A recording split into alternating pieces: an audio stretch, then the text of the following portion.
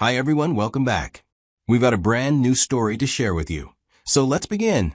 My name is Cooper, and I want to tell you about the day my wife left for a solo vacation and came back to find me gone forever. This is the slow death of a marriage through silence, misunderstanding, and the weight of dreams that never came true. My wife, Crystal, and I had been married for several years when this all happened. We met in college, but got married with all the usual dreams that young couples have when we finished. We wanted the whole package: a house with a backyard, kids running around, family barbecues, the works. We rented a 3-bedroom house in a decent neighborhood, thinking ahead to the children we were sure would come. The house had a fenced backyard with room for kids to play.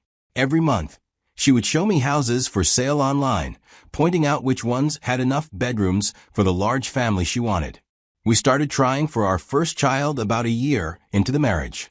The first miscarriage happened early. The doctor explained that it was incredibly common for many women to experience early pregnancy loss, that it didn't mean anything was wrong with either of us. Crystal took a few days off work, and we grieved together. I thought we'd gotten through it as a team. We waited the recommended time and tried again. The second miscarriage hit her harder. She stopped talking about baby names, stopped showing me houses online, and stopped mentioning kids at all. But she was still herself, still laughed over things, still wanted to watch shows together, and still reached for my hand when we walked. We had warmth in the relationship, and I figured she just needed more time to heal emotionally. The third miscarriage happened when we thought we were past the danger zone. We'd told our families about this pregnancy. Her sister had started buying baby clothes. When we lost that pregnancy, it wasn't just our private grief anymore. It was everyone's disappointment and everyone's awkward sympathy. After this loss, she gradually changed. She stopped initiating conversations with me. When I tried to talk to her about anything, she'd give me short responses that made it clear she wasn't in the mood and didn't want to engage. If I pushed even slightly, asked follow-up questions, or tried to draw her out, she'd snap at me or twist whatever I'd said into something hurtful. With time, I started walking on eggshells in my own house. I'd come home from work and find her already out with her friends. Sometimes she'd leave notes, having dinner with the girls, or movie night, don't wait up. At first, I was glad she was getting out and getting support from other people. But weeks turned into months, and her social calendar seemed to expand while our marriage contracted. She was out 3, sometimes 4 nights a week. Weekends became her time with friends while I stayed home, wondering if this was temporary, that she probably needed space to process her grief, and that eventually she'd remember we were supposed to be partners. But this pattern continued for about a year. A year of me coming home to an empty house more often than not. A year of sleeping in a bed where my wife turned her back to me every night.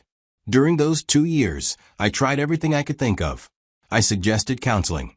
She said she wasn't ready to talk to strangers about our personal business. I planned surprise date nights. She would agree reluctantly and spend the entire evening checking her phone or giving me one-word answers. I tried giving her more space, thinking maybe I was being too clingy, but that only seemed to push her further away. I even tried joining her social circle, hoping that maybe if I became friends with them, we could find some common ground again. But whenever I showed up to group gatherings, the dynamic would shift. I could feel myself being tolerated rather than welcomed. It became clear that her friends saw me as the problem in her life, not as someone who might be struggling too. I started working longer hours to avoid the empty house and loneliness I feel. I took on extra projects, stayed late for meetings that weren't strictly necessary, and even considered pursuing a promotion that would have required travel. But when I mentioned these efforts to her, she barely looked up from her phone. The holidays during those 2 years were particularly brutal. Our families expected us to show up together, to maintain the facade of a happy marriage. She was good at this performance, laughing at the right moments, touching my arm occasionally, playing the role of devoted wife for an audience. But the moment we got in the car to drive home, the mask would drop, and we'd ride in complete silence. It was like she blamed not having the kids on me. I remember one Christmas morning, when I'd gotten her a necklace I'd seen her admiring months earlier. She opened it, said thank you, and set it aside without even trying it on. Later that day, I found the box on her dresser unopened. It stayed there for weeks until I quietly put it away in a drawer. That necklace became a symbol of everything wrong between us, a gesture that meant nothing because it came from someone whose opinion no longer mattered to her. The worst part wasn't the silence.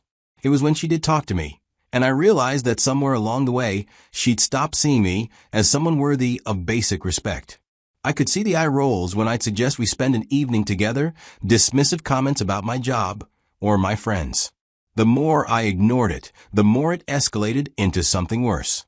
By this point, she had become comfortable with openly disrespecting me.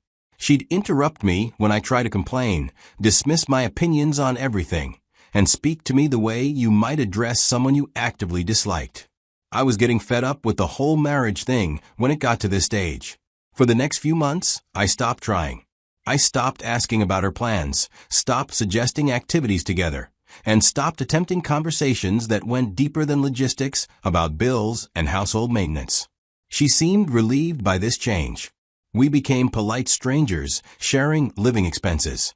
The house during this period felt like a carefully choreographed dance of avoidance.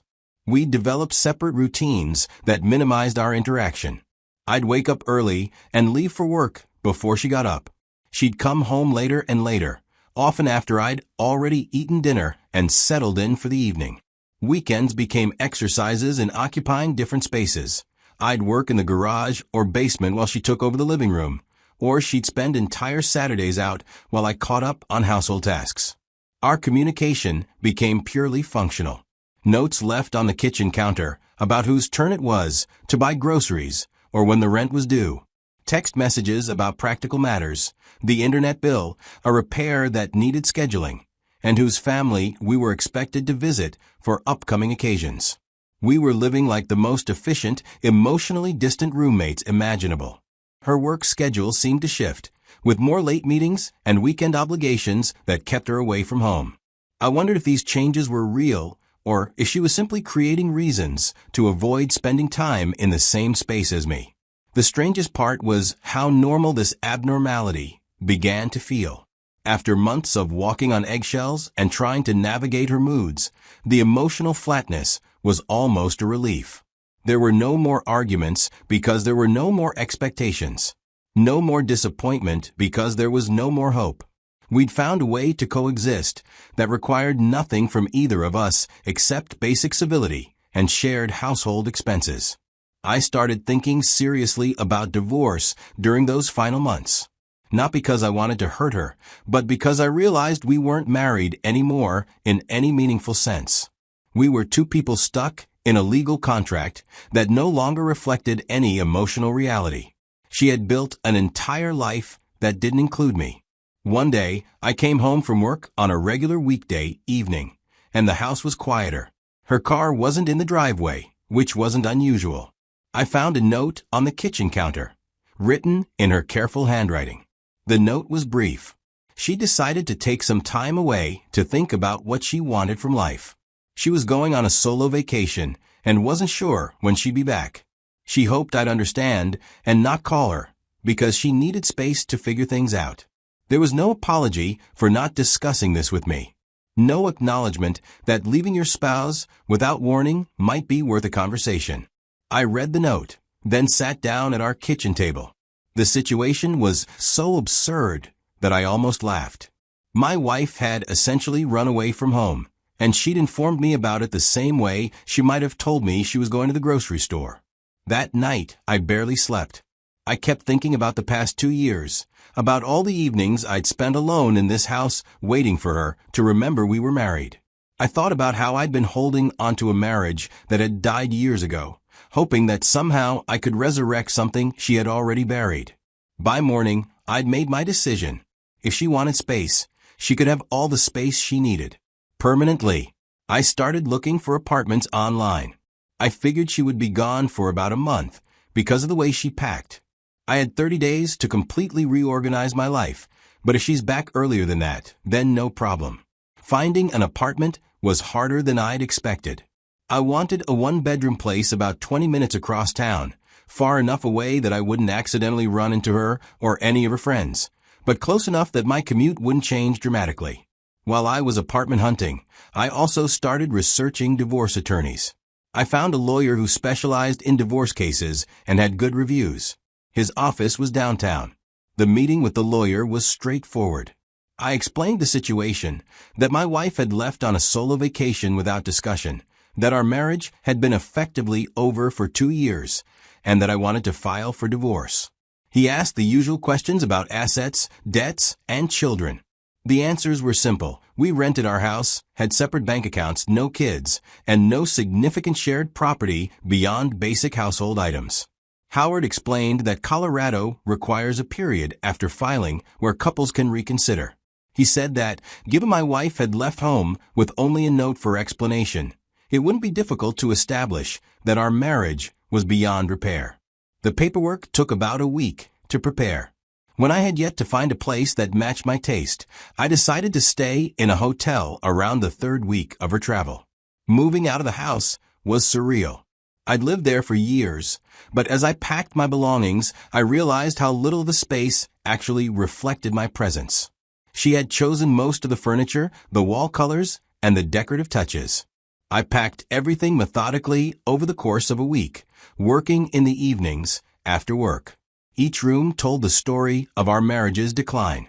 In the bedroom, my side of the closet had somehow shrunk over the years, while hers had expanded. The bathroom contained mostly her products. Even the kitchen reflected our separation. The coffee maker I'd used every morning for years sat dusty and unused because I'd started stopping at the coffee shop on my way to work, unable to face another silent breakfast. I found myself hesitating over certain items. The wedding photo on the dresser. Should I take it or leave it? The set of tools she'd given me for my birthday 3 years ago that I'd barely used? The books we'd bought together during our first year of marriage, when we still talked about building a library for our future children. In the end, I left most of the shared memories behind. They belonged to people we used to be, not to who we'd become. The garage was where I spent the most time packing. It had become my refuge during the worst months of our marriage, a place where I could work on small projects, organize tools, or just think without feeling like I was invading someone else's space. Boxing up my workbench and equipment felt like dismantling the last corner of the house that had truly been mine. I arranged for the movers to come take all my stuff to a storage unit I rented. By the time she returned from her vacation, the house would look almost exactly the same, just missing the subtle traces of my presence, as if I'd been carefully erased rather than dramatically removed. I left her belongings exactly as they were, took only what was clearly mine. The hardest part was leaving my key on the kitchen counter. That small piece of metal represented years of shared life, 2 years of growing apart, and now the final acknowledgement that I was no longer a resident of the place where my marriage had died. She returned from her vacation the next week after I moved, just like I predicted. I know this because the process server called my lawyer's office to confirm that the divorce papers had been successfully delivered. A woman matching her description had answered the door at our old address and accepted the legal documents. She called me that same evening. I almost didn't answer, but I figured I owed her at least one discussion about the divorce papers she'd just received. When I picked up, she immediately started talking. She was rambling about how her vacation had been exactly what she needed, how she'd had time to think and clear her head. Then she paused and asked about the divorce papers, as if they were some kind of mistake. She wanted to know why I'd filed without talking to her first, why I'd moved out of our house, and why I was being so dramatic about what was just a temporary break. I let her finish talking, and then I told her the truth. I explained that she was right. The break had been exactly what she needed, but it had also been exactly what I needed. I'd realized during her month away that I'd been trying to save a marriage that had been over for years. I told her that we'd both been miserable, and that we'd grown apart in ways that couldn't be fixed by a vacation. That the kindest thing we could do for each other was to make our separation official. She went quiet for a long moment, and then she hung up. About 4 hours later, she sent me a text message. She asked if we could work things out without getting divorced, if maybe we could try counseling, or take a break from a break, or find some way to fix what had gone wrong between us. I read the message, and for just a moment, I felt the old familiar hope that maybe things could go back to how they used to be. But then, I remembered the past 2 years. I remembered the nights I'd eaten dinner alone while she was out with friends. I remembered the contempt in her voice, the way she'd made me feel like an inconvenience in my own marriage. Most importantly, I remembered that she had needed to go on a solo vacation to figure out that she wanted to save our marriage. She'd needed to be completely away from me to realize that maybe I was worth keeping around. That told me everything I needed to know about how she really felt about being married to me. I didn't reply to her text message. Some conversations don't need to happen, and some questions don't deserve answers. She had spent 2 years showing me exactly how much our marriage meant to her. The divorce proceedings took several months to complete. Colorado requires a waiting period after filing, which gives couples time to reconsider and potentially reconcile. She attempted to contact me a few more times during those months, once through her sister Elizabeth, twice through mutual friends who thought maybe we just needed to talk things through. I never responded directly to any of these attempts at communication. I'd said everything I needed to say in that one phone conversation after she'd received the divorce papers. She wanted to work things out, but she wanted to do it on her terms, the same way she'd been running our marriage for the past 2 years. The problem was that I'd learned to live without her attention. During those months of divorce proceedings, I discovered that I was actually happier alone than I'd been trying to maintain a marriage with someone who didn't want to be married to me.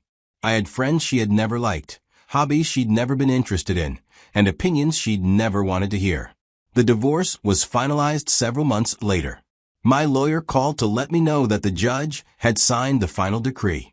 She hadn't contested anything: the division of assets, the termination of the marriage, any of the legal details.